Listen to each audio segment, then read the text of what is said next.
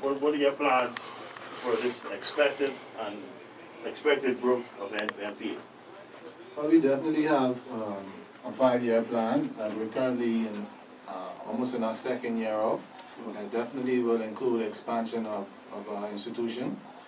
Right now, currently, we're not receiving any government assistance, but you know, if things were to work out in the future, we'd gladly be able to accept that and help us to develop a better product that we have right now.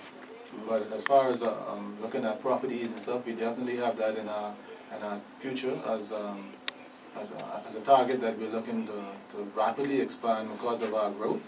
But we still want to be able to take our time and be able to develop the proper product that we are trying to promote. You know, and that's well-rounded students that are very capable of entering college and establishing excellent grades as far as being socialized properly. Even with the climate, you know, going into a cold environment, we take our students on a trip annually to the college. So even before they are accepted officially to the college, they've already visited, they've already spoken to professors, they've already, you know, experienced the cold, the climate. It's just a total development piece, and we are very proud of that. And even with our past graduates in June, we had some great results. Just over one term, you know, some of the kids came back with 3 A's, 2 B's, 1 C, and that's on a college level, you know, coming directly from NPA. And that's what we want to be able to, you know, achieve. That's all about our results and proving that we can turn around even the student that the parent thought had no help for. And that's our challenge. All right. And as far as BGCSE and BJCs go, you guys still have to take those? Yes, we prepare our students for all the local examinations, but main focus is preparation for college. All right. And you know, my curiosity will not, I will not allow myself to not appease my curiosity to find out what your take and your views are regarding the Hugh Campbell basketball tournament that was just finished last week. You know, from a coach's perspective, I want your viewpoint because I know that you're an individual. You go to all events. You're in them coaches who just not come and support the local sports. I see you go to many of the events. I want your professional analysis of what you saw from the Hugh Campbell basketball tournament. Well, Mr. Feaset, you know, I'm a student of the game and I love the game foremost, but you know, I've taken my time away so that I can develop this product that I have. And I would say is now, you know, it's my opinion that we could raise the level. I know what type of coach I am and I know what I expect from my players, straight down from presentation, you know, the execution on the court, you know, just the way they conduct themselves in the gym. I look at the entire thing, not just coming in to try to win a tournament or win a game. So the whole presentation of any product that I'm affiliated with, I want it to be of high esteem. If one person don't have a jersey, then we can't go. You know, so just the small things that I look at the details of everything. I'm the type of person that calculate everything before I execute. I have plays designed for every possible situation. And I try to instill that in my players and my students, just by the way I try to carry myself. And I think that we could do a whole lot more with the tournament. I think the coaches can raise their level of their coaching ability and also the way they even attire, the way they carry themselves, because then they're the leaders of the team and the group, and the young men are looking up to them. I don't like to see the guys dragging slippers and socks and you're going to play and like, everything is so nonchalant. I don't think we're getting the best product. I don't think we're getting the best out of our programs if we allow that type of slackness. You know, like everybody is just okay with mediocrity, and once again, this is my opinion. I feel like we can raise the bar. And even with my program, we haven't participated in any athletics this year, but definitely next year we will be traveling to play about 4 different prep schools. And of course, we're a prep school also. I've gotten many invitations over this last year, but I just wasn't ready to put that product out there because our foundation of academics have to be strong. Even if we do our traveling and we play in front of a team or somebody say, well, listen, Mr. Bullard, I like 1 or 2 of your players. We want them to be able to have a well-rounded student, not having to come back here or make excuses because we know the guys can't read and write properly, but they could dunk the basketball, they could score 30 points. So I made sure to make that my focus and priority first, and I think we're well on the way with that, and we're going to start athletics in the upcoming year. And like I say, we will be traveling a lot to play internationally, and I would just like to see us raise the level of basketball here, and not be determined by, you know, if somebody else is coming in the gym with the socks on, then everybody else could come. If the coach isn't properly attired, then, you know, everybody else, because we probably look at the standard of one or two people and judge the rest of the programs on what these one or two guys are doing. And if their level is a 5 or a 10, then everybody's just aspiring to be a 5. I'm trying to push myself to be 10, and I'm trying to push my players to be 10. And getting a college education, like even after the Hugh Campbell is finished, I think they could do more incentives, and someone need to get something out of it. I mean, a BTVI scholarship, even a COB, but you know, it's once again my opinion, and I think that we can get more institutions involved. I think that, man, I got a lot of things I think, Feast. I think we need another hour for that. Okay. But one final question on the basketball note. I mean, I heard you mention previously the reason why you moved towards the direction of opening up a school and preparing guys for academically. I heard you mention at one time about playing the Hugh Campbell basketball tournament. How that was like the NCAA tournament of the Bahamas. But what happens to the students after that?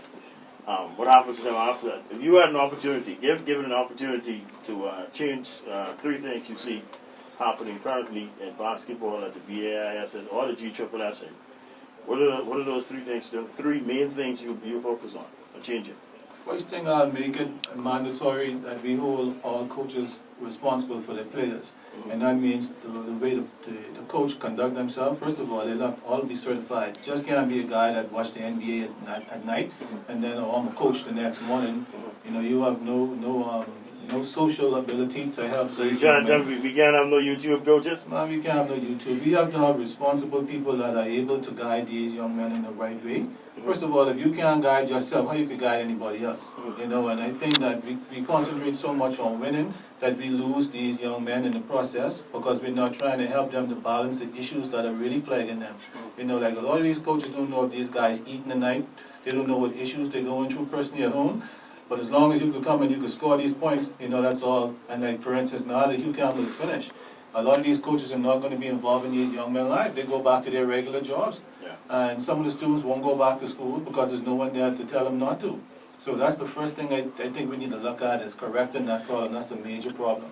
And the coach has to be responsible, and the coach has to have some type of qualifications, either in a little small course in sociology or a small course in psychology, something or even counseling, something to the fact that you are qualified to give counsel or to reason with these young men to get past the issues that are stopping them from becoming productive young men. That's the first thing.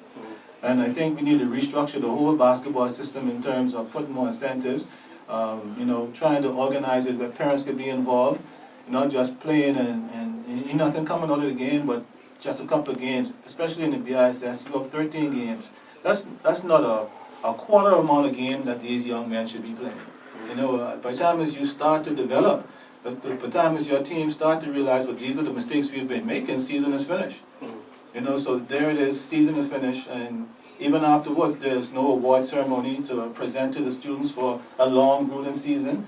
You know, and I think that they make so much money off these teams at the door that something needs to be given back. Yeah. You know.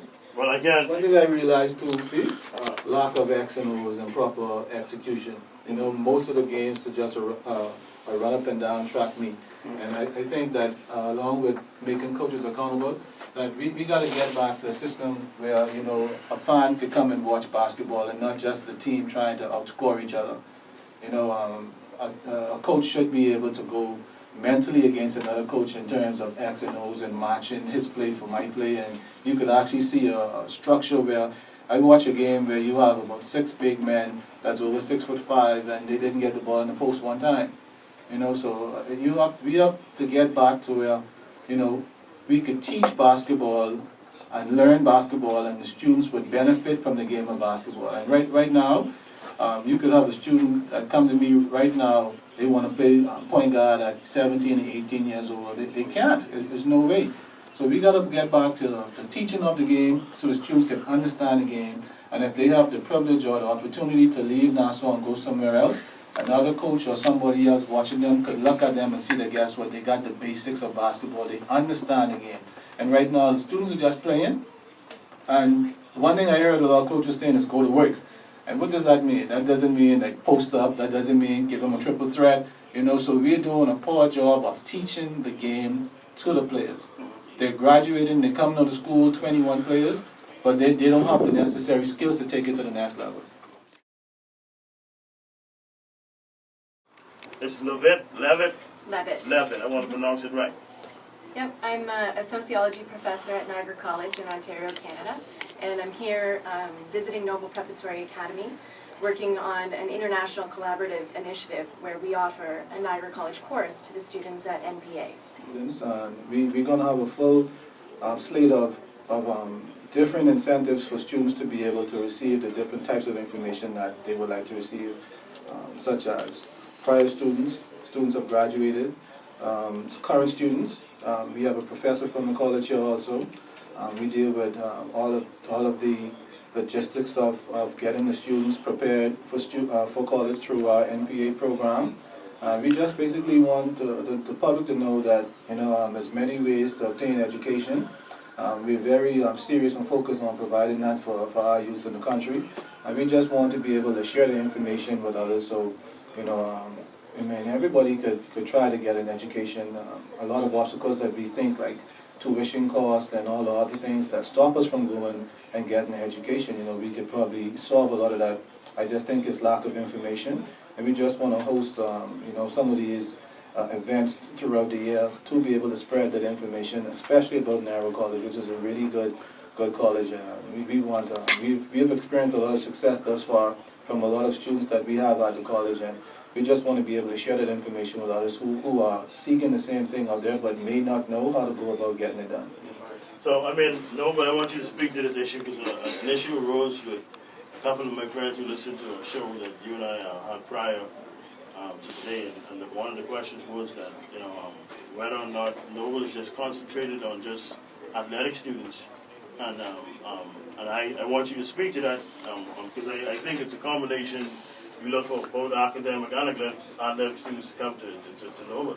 Well, definitely we believe in developing the whole entire student, and as you can see, we have ladies here this morning, and that's why we wanted to bring them in, so we could, get those ideas if it's just a all-boys school or we just concentrating on sports.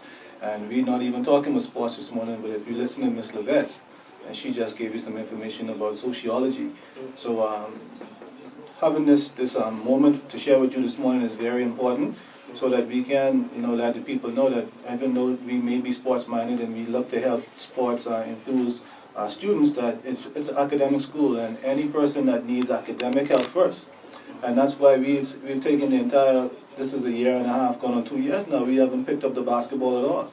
And we're just concentrating on rehabbing these students academically, putting them in a positive environment that they can obtain the life skills and social skills, and even like coming in here right now to prepare for an interview, that once they've graduated, they would be in a very good standing to be able to manage college life. And after the game is over, educated students would be the ones that stand tall. So we want to put priority and emphasis on education, and this is one of the main reasons why Mr. Feaset is here. So we could also discuss about the joint student development program that we have going on live right now with our students. Matter of fact, these students who we're speaking with, they already accepted the college, and that has nothing to do with sports. So academics is definitely what we want to push. It just so happened that I'm a coach that has an athletic background, and the majority of students who listen to me, they tend to come because they know I can assist them in balancing out their athletic with their academics, and also putting a funnel in place where we can also provide a higher level of education through Niagara College.